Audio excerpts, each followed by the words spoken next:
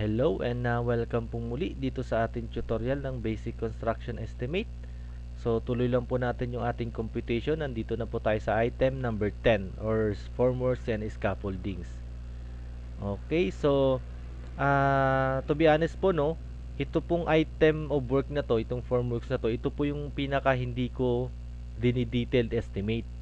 Okay, sa kadahilanan po kasi na kapag mag-estimate ka nito and then ang gagawa niyan kadalasan contractor, yung mga contractor kasi may mga sarili ng gamit yan, so hindi mo na kailangang sobrang i-detail kasi marami naman, as in may mga gamit talaga sila na pang scaffoldings. Okay, pero later on ano natin yan, kumbaga i-detail natin. For example, ito ano yung materyales na pwedeng gamitin natin sa isang buhusan ng isang poste. Okay, so estimate natin yan. Okay, so pero kagaya ng sabi ko, ang gagawin natin dito, kumbaga ituturo ko kung ano yung pinakamabilis na pag-estimate ko sa formworks kapag gantong 2-story na residential building. Okay, so umpisahan po natin. So punta tayo dito sa ating computation per item. Okay, so ilista natin yung ating mga materyales. Okay, so ang gagamitin natin ay phenolic board na 1/2 lang. Okay, so may sizes po yan, 3/4 at 1/2. Hindi ko lang po talaga sure kung may 1/4, pero yun, ipakita ko lang sa inyo kung anong itsura ng phenolic board. Yan, phenolic board. So yan po, yung kulay black yan kadalasan. Wala pa akong ibang nakitang ano nyan, ibang kulay. Okay, so ganyan po yan. Okay, so ang size po niyan is 4 feet by 8 feet. Okay, so ito naman kahoy gagamitin natin, coco lumber lang. Okay, coco lumber, and then kopyahin ko to, papalitan ko lang ng 2 by 2. Okay, so and then ito assorted na lang to.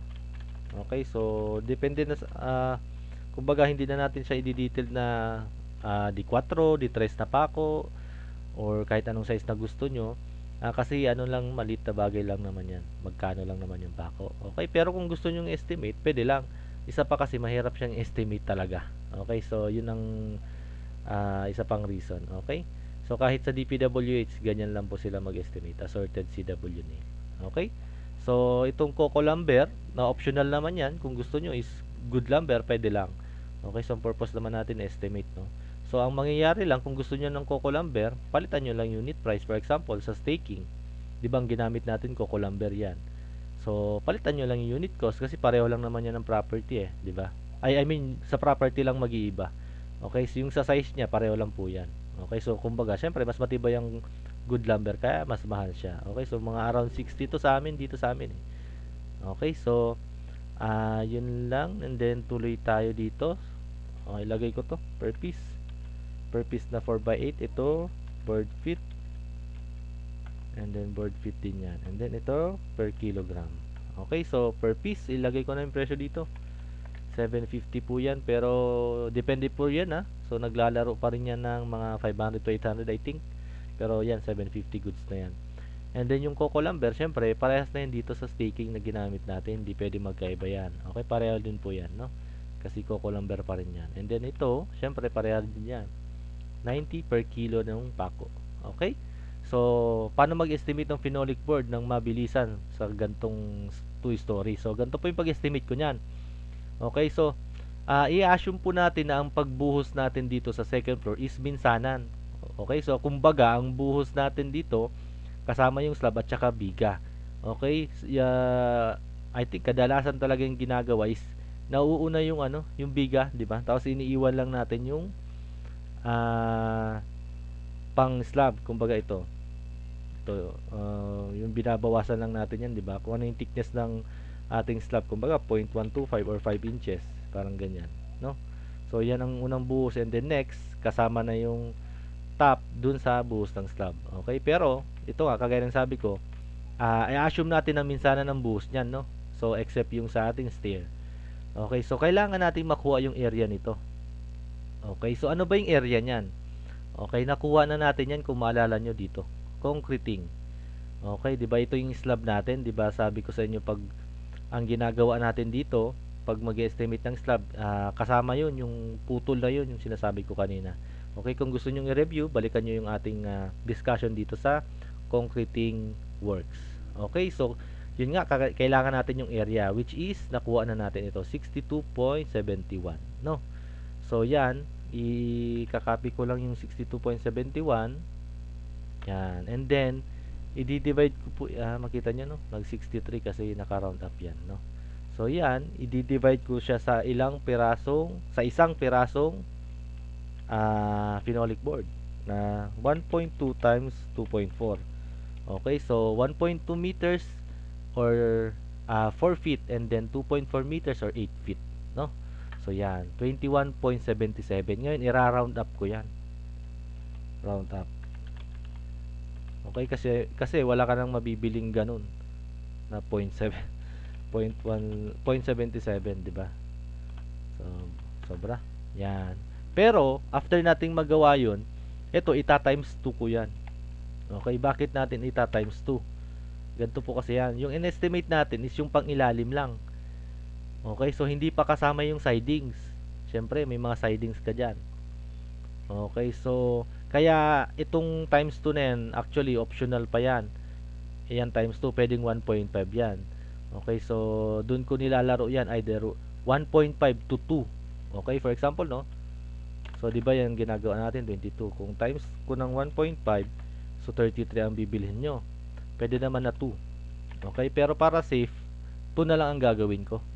Okay, kasi minsan, yung iba, mga tamad na mga skill natin, hindi na nila nire-recycle yung mga ginagamit dito pang sidings na pwede namang pang poste. Okay, so hindi siya naaalagaan. Yun naman ang pangit kasi dito sa phenolic board, or ang kailangan yung ingatan is yung gilid. Dapat hindi mabasa yan. So, yun ang ano diyan. Yun naman ang oo, yung hindi maganda diyan. Pero ito kasi madulas yang sa may harap at yung itong plane niya eh. Okay, so maiwasan lang po talaga na mabasa yan kasi doon talaga masisira agad. Okay, so pero dito sa estimate, ang gagamitin ko is 2. Okay, pero once again, depende sa inyo yan. Pwedeng 1.5 to 2. Okay, so yun, times 2 natin kasi syempre kailangan natin ng pamporma sa sidings. Okay, ngayon, paano naman mag-estimate ng coco lumber? Okay, so ganito lang po kadali yan. Ang ginagawa ko dyan, ito, kokopyahin ko ulit to. Yan. Ita-times ko siya sa 26. Wait lang. I-double check ko lang, no? Para sure. Okay, so 27, sakto 27. Okay, i-times 2 sa 27, yan na yung quantity ng board feet mo. Ganyan lang po ako kadali mag-estimate. Sa ganyan. Okay, so yun yung 2 by 3. And then dito naman sa 2 by 2, ganito din po yan. Ito, ita-times ko siya sa 12. Okay, yan na yung makukuha mo. Okay? So, once again, kunin nyo yung area, which is, ayun, nakuha na natin sa concreting. I-times mo sa 27, makuha mo na yung 2 by 3. I-times mo sa 12, makuha mo yung 2 by 2. Okay? So, ito namang sa assorted CW nail, actually, ano lang yan eh, parang tansya-tansya na lang talaga ang ginagawa ko dyan. Pero, yan, 20 na lang ilagay ko dyan, no? So, yan, tansya-tansya na lang yan. Okay, so, based dito sa 20 kg, so, kung halimbawa, mas malaki yung area nyo, so, pwede nyo nang laruin dyan, pwede nyo lumaki o lumiit pa.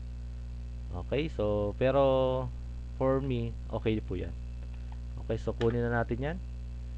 Ating mga materyales. So, yan. Meron na tayong material cost. Okay, so ulitin ko lang po, no?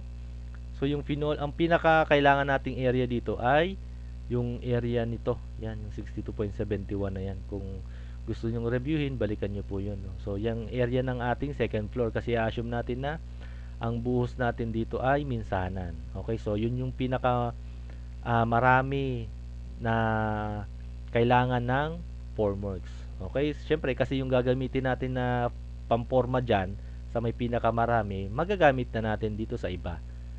Okay, so ganun po yung pag-estimate natin. And then yan, times 2 natin yung nakuha na nating area, dinivide natin sa isang piraso ng phenolic. And then times 2 natin kasi yung sidings. Okay? And then yung iba allowance na rin kung sakaling hindi na magamit yung iba. Okay? Pero once again, 1.5 to 2 meters yan, depende din na po sa inyo. Okay? Pero yun yan, 22 ay 2 times 2 yung ginagamit ko. Sa 2 by 3 naman, kunin mo ulit yung area, 62.71, same area, i-times mo ng 27. Actually, hindi yan 27 talaga eh. 26.79 yan. Okay? Sariling formula ko lang po yun. Pero gusto kong para ano lang, para mas madali po sa inyo, para wala ng point something, ganyan na lang, 27 and 12. Okay, so itong 12 naman to, hindi yan eksaktong 12, 11.9 ata yan. Hindi ako nagkakamali. So yun, gawa-gawa ko lang na formula yan. Okay? So kung hindi ko na-explain kung paano ko ginawa yung formula na yun. Okay? So yun po yun. Yan, meron na tayong material cost. Okay, check ko yung recording, ongoing. So dito naman tayo sa ating labor cost. Okay, sulat ko muna yung mga ating labor. So same pa rin, di pa rin magbabago yan. Okay, siyempre ang daily rate natin same pa rin, hindi magbabago. Okay, so once again, no, depende po yung daily rate nyo na yan, no. Okay, so paano ba mag-estimate nyan? Okay, so sa pag-estimate naman ng labor, siyempre kailangan nating malaman kung gaano karami yung lalagyan natin ng formworks. Okay? So, unahin natin yung ito. Kailangan natin itong mga item na yan. Okay? So, kailangan natin yung area ng fabrication, yung installation. Ito, usually, parehas lang yan eh. And stripping, itong tatlo, pareha pala yan. And then, yung setting and dismantling ng scaffoldings, pareho din po yan. Okay? So, unahin natin yung fabrication ng formworks. Okay? So, sa fabrication ng formworks, gaya ng sabi ko sa inyo, ito yung pinakamarami, no? Tama, ito yung pinakamarami. Okay, pero pagdating sa ating labor cost, kailangan natin i-consider lahat. Okay, kasama nitong mga poste. Syempre, may formworks yan. Ay lalagyan natin ng formworks. So, kailangan ng labor yan. Okay, so, pero yung pag-estimate natin ng materyales, dito lang. Okay? So, unahin na po natin itong itong slab na yan. Okay, so nakuha na natin yan, yung 62.71. Pero isama natin to as a whole para dito sa stair. Okay, so hindi na natin kunin yan. Okay, para madali. Yun lang talaga, para madali. Hindi ko na kukunin yung pa-diagonal na yan, yung ilalim. Kasi syempre yan yung yan yung area. Okay, so para madali, i-assume natin na walang butas, kumbaga. Okay, so yun. Ilagay ko dito yung area na yan. Kung balikan natin yung plano, okay, hindi ko pa pala na-open yung ating plano. Hindi pa ba? Sorry, wala pa pala. Okay, so open ko lang yung plano natin. Puntahan ko yung floor plan natin. Floor plan. Okay, so ito siya. Okay, so as a whole na siya, no? So ito parang 10.7 by 7, no? As 7.3. 0.15 kasi yan eh. Yung 7 kasi 'di ba center to center. So 7.3 times 10.7. Okay? So dito 'yan. So 7.3 times 10.7, i-minus ko yung ito. Ito minus natin 'yan. Pati ito, pareho lang po 'yan, no. Yung distance na 'yan ay 3.5 by 1.2 'yan. Okay? Minus 3.5 times 1.2 na dalawa. Okay, so dalawa kasi yan. Okay, so ito. Okay, so kung gusto nyong kunin talaga yung pinaka-area ng ating stair, pwede lang naman. Pero ako kasi, hindi na, para mabilis lang. Okay, so yan, after natin makuha yung ating slab, ang next natin na area ay itong sidings nya. Sidings nito. Okay, so yan. Kung titingnan natin yung ating dito, second floor, yung second floor natin, so B1 karamihan, no? Yan, B1. Okay, so B1, B1, yan. So yan yung may mga sidings. Yung B2 syempre meron, lahat yan meron, pero tinitingnan ko kung ano yung pinakamadaling way na gagamitin natin. So length ng B1 at saka B3, B1, B3 at saka B2. Okay, kailangan kasi natin yung length. Okay, so yung length niyan ay nandito, nakuha na natin sa concreting. Ayan o, B1 and B2. B2 and B3 din pala, B3. Okay, so yung length niya is ito. Yan, yan, at saka ito. 60.7. No, tama ba? Walang B4 dito, no? B1, B2, and B3. Okay, so 60.7, pero ano ko na lang dito yan. Po-formula natin kaso masyadong mahaba. Okay, 60.7 na lang. 60.7 na lang ilagay ko. Plus 60.7. Okay, so hindi pa tapos yan, no? So lalagyan ko pa yan ng sidings. Okay, so ito po kasi yan. Mapansin nyo, no, itong 60.7 yan, halo-halo yan. May B1, B2 at saka B3. So iba-iba po yung ano niyan, size niyan. So ito yan. Iba-ibang size yan. B1, B2 and B3 yan, iba-iba yung size. Okay, pero since tamad ako, ang gagawin ko na lang diyan is isa na lang, yung pinakamalaki, which is yung B1. Okay, so ito kasi yung ano natin, 'di ba? Ito yung B1. Yan. Okay, so kung i-drawing ko po yan, ganito siya. Kopyahin ko na lang pala to. B1 natin, ang scale nito is to 20. Yan. So, scale down ko lang. Okay, so ito po yan. Ito kasi yung ating slab. Ang thickness niya is 125, no? So ito, yung 125 na yan, hindi na natin yan lalagyan ito, 'di ba? Kasi nga walang forma yan kasi magkasama yan sa buhos, 'di ba? So ang kailangan natin is ito. Itong length na to. Okay, so ano bang length na yan? So yan length na yan, no? I-length, kunin natin yung length and then i-times natin dito sa 6. Saan na ba yun? 60.7. Okay, so ano yung length na yon? So ito po yan. So 0.35 times 2, i-less mo na yung 0.125 and then plus 0.2. Okay, so yan, pwede mong gawin dito. I-times mo siya sa 0.35 times 2 minus 0.125 plus 0.2. Okay, so yan naman. Ito naman, dito tayo medyo matrabaho, no? Medyo matrabaho dito pagdating sa labor cost. Okay, sa material cost, madali lang. Okay, so ito, hindi pa po tapos yan, no? Kunin natin ito namang sa sa roof beam naman. Okay, so may length na tayo niyan, nandito yun sa concreting. So roof beam natin, so balikan lang natin yung sizes or anong mga beam ang nandyan. So roof beam natin, B2 lahat, no? B2 and B4, B2 and B4. So puntahan natin, so nakalagay naman dito B2 roof beam yan, and then B4 yung B5 sa stair to, no? So ito B2 roof beam at saka B4. Wait lang, yung B4 ata meron dito sa ano, check ko. Ay wala pala sa second floor. So lahat to, so ito na yan, 41.4 plus 17.075, which is 58.5 na lang. Okay, ito yun, no? 58.5. So balikan natin dito. Okay, so plus 58.5. Okay, yung ating ano naman, area, I mean yung length, B4. Ito na yung B2. Ito yung gamitin natin, B2. Okay, so yan. Buo po yan. Wala namang side yan. Hindi kagaya nito na minus natin, no? Kagaya niya. So, ito, i-ano ko lang, adjust ko lang. So, 300 na to. Okay, so hindi kagaya nito na 350. Okay, so ang kailangan nating length dyan is ito po. Okay, so yan.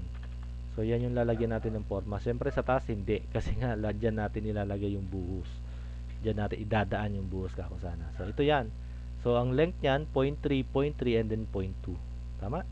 Kasi 0.2 ito eh. Yan, 0.2 yan. Ayan o, 200. Ito, B2 200. Okay, so yun. Ita-times ko na to siya sa 0.3 times 2 plus 0.2. Okay? So yan. And then after nyan, yung ating poste. Yan, syempre last na yun, no? So ito, hindi na natin isama yan, yung tie beam na yan, no? So madali na lang kasing ilagay yan. Lagyan mo lang ng kahoy dyan. So problem solved. Okay, so yan. Yung ating poste na.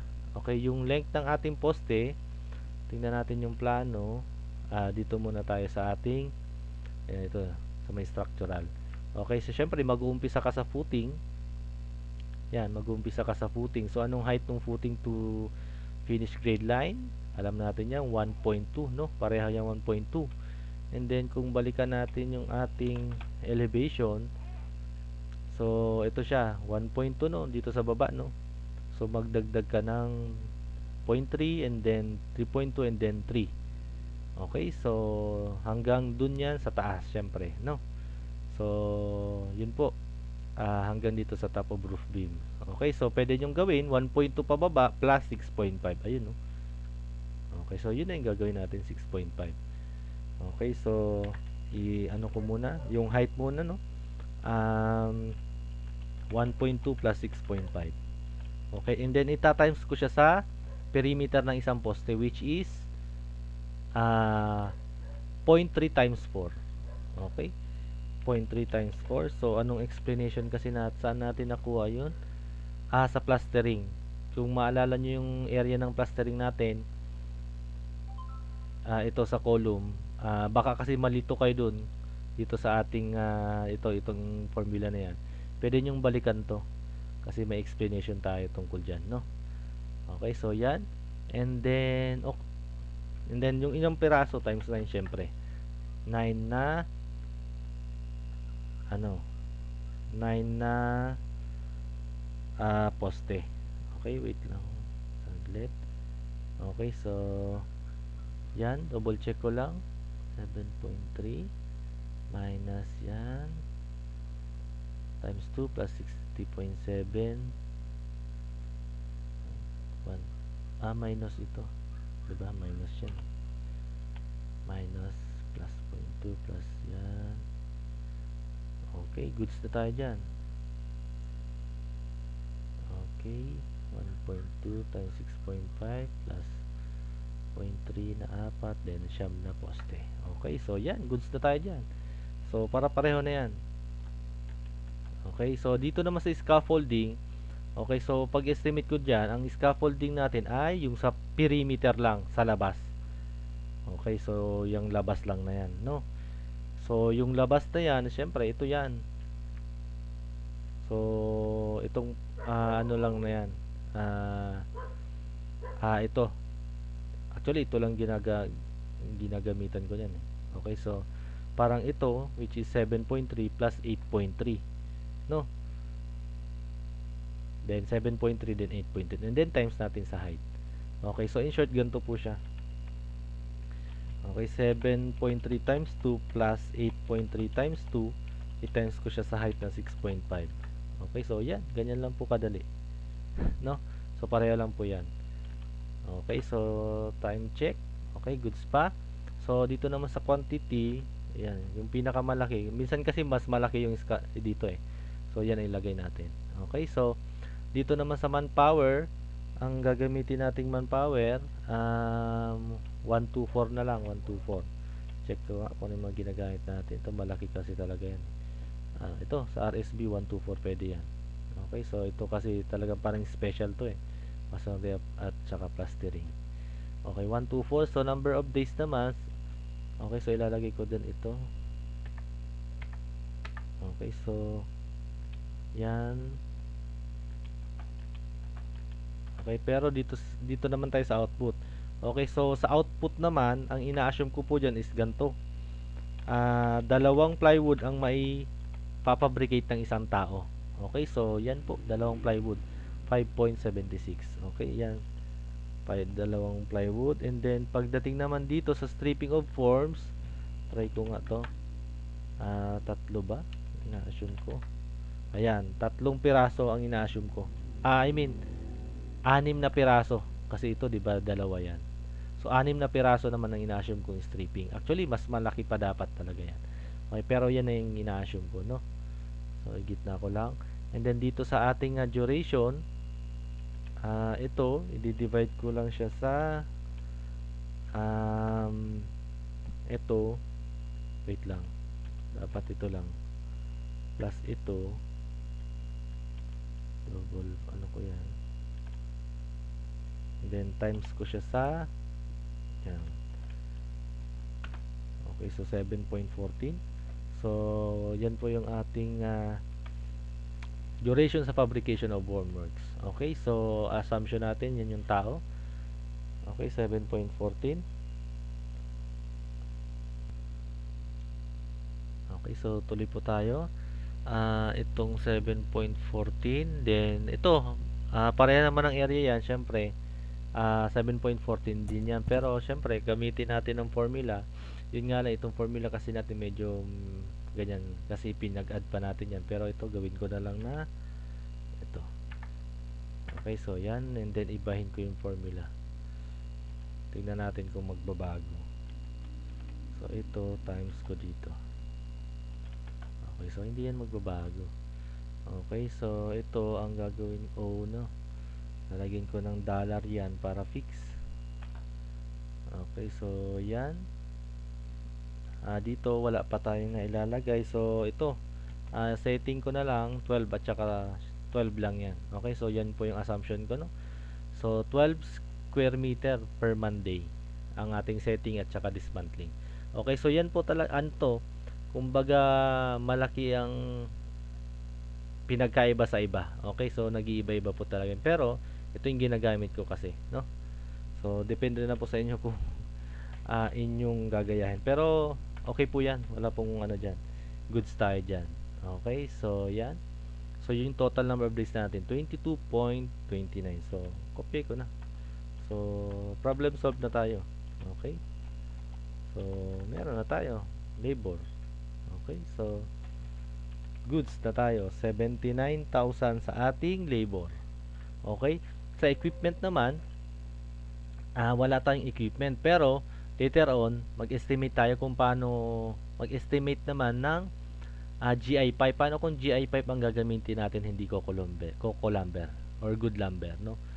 So, paano mag-estimate ng ganun? Okay? And then, paano mag-estimate ng kagaya ng sabi ko, ito, ng materyales kung isang poste lang or dalawang poste lang ang bubuhusan natin. Okay? So, yun, pagdating natin pag natapos natin to lahat, no, balikan po natin yan. Pero ito, focus muna tayo dito sa estimate natin ng as a whole, no. So goods na po tayo dyan, wala tayong equipment cost. Okay, so summarize ko lang. So ito na po yung total nya. So 187, no. So tingnan natin kung ilang percent ng materials. So syempre nagbabaris kasi yan, syempre. So kung halimbawa 60 yan, so 44%. Okay, pero goods na tayo dyan. Okay, so summarize na natin. Lagay ko na siya dito. Okay, so yan. Formworks. And then materials. Okay, so labor. And then walang ano, equipment. So 187,301, 187,301. Okay, then i-drag ko lang to. Alright. So, goods na po tayo dyan. 1 million na tayo, no? Wala pa tayong steelworks. So, marami pa. Okay, so tingnan natin kung magkano nga abutin talaga ng bahay natin hanggang painting works. Okay? Except po dun sa electrical natin, no? So, maalala nyo yung ating introduction. Okay, so isa pa pala yung sa balikan natin kapag napag-aralan ko na yung ating electrical works. Okay? So, meron na po tayo dyan. Goods na tayo dito. So, okay na po tayo. And then, next natin ang Steelworks. Okay? Maraming salamat po. And once again, kung sa tingin nyo po, kapaki-kapinabang ang ating tutorial, pwede nyo pong i-share para marami po tayong matulungan. And then, kung may tanong po kayo, pwede po kayo mag-comment dyan at subukan nating sagutin, no? Tsaka kung meron kayong suggestion ng mas magandang pag-weigh ng estimate, mas madali, mas maganda, mas accurate, free lang po ang pag-comment natin. Okay? Para po matuto po tayong lahat. Okay? Yun lang po and see you next video. Maraming salamat and God bless everyone.